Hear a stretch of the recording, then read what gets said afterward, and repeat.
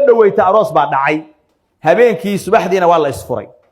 raggii ogaa oo goobjooga ka ah markaan weydiiyay waxa ii sheegeen ninkii gabadha soo doonay wuxuu yiri hooyada gabadha dhashay wax alla waxa rabtid iga qaado gabadhaan ku qurxi laakiin hotel la geeymahayo arooskayga hotel la geeymahayo way aqbasho waxay tiri keen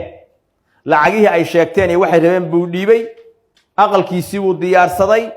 subaxdii barqadii markay tahay oo uu filahayo guriga inuu ka dhaco ayaa hotel inta hoos laga heshiiyay gabadhii iyo hooyooyinkii iyo israaceen gurigiina dhowr qof baa lagu reeb habeenkii 4 saac 6 saac markay tahay baa waxa la yiri gabadhaadi aawa xaaskiisu u sugahayay soo yiri guri baa lagu dhigay arooskii maantay oo gurigii baan sugahayaa ma qaa wax ku dhacay waxa loo soo tuuray sawirkii gabadha iyo dumarkii iyo wixii sawirayay iyo hotelkii iyo wixii yaalay baa loo soo diray habeenkii gabadhii waa iska sugay markii la keenay oo gurigii loogu keenay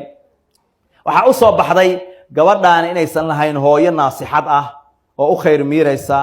oo xalaala oo daacada hooyadaas inaysan noqon karin sodoh gabar iyo qoys lagu aamin inaysan u noqon karin waxa u soo baxday qoys khiyaano ku bilaabay noloshooda si ay ku sii wada noolaadaan inaysan macquul ahayn habeenkii gabadhii markii la keenay halkaas oo kale uu seexiyay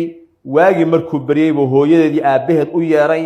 waraystu yir gabadhaan halkaas ay xal seexatay gacnaheenu isma gaarin saacada laga bilaabo iga fasax wax alla wixii qarash iga galana waa iga fasax waxba idima haysto gabadhiina wad maxaa dhacay markii la yiri wuxuu yiri sawiradan arka hotel baa tagteen ballantii waad ka baxdeen dad lala xidido laga guursado ammaano lana matihiin dhaqan xumana gurigeyga ku bilaabaysaan gabadhiina waa idin furantahay sidii ayuu ku fasax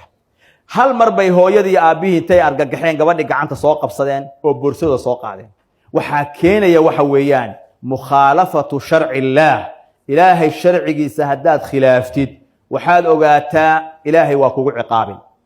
waa kugu ciqaabin ciqaabtaasina way ku imaan ma rabtaa inaad farxad ku noolaatid gurigaaga ilaahay ku barakeeyo shuruudan badanna joojiya